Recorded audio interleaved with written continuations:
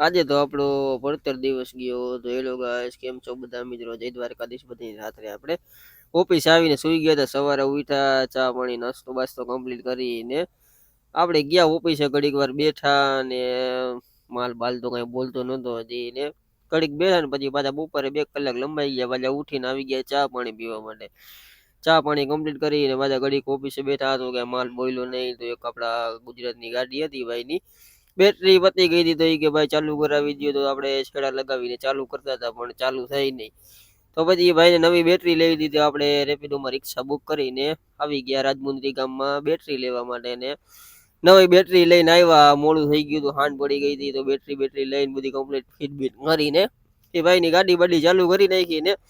પછી હાલો કે બધા હારે હારે જમવાનું બનાવી નાખીએ તો ભાઈ જમવાનું બનાવી નાખ્યું બધા ગાડીમાં ઠાઠામાં બેસીને જમવામાં બનાવ્યું સેવ ટમેટાનું શાક ને રોટલી ને તો ની રીતે ખાઈ પીને હુઈ જાય તો મળીએ નેક્સ્ટ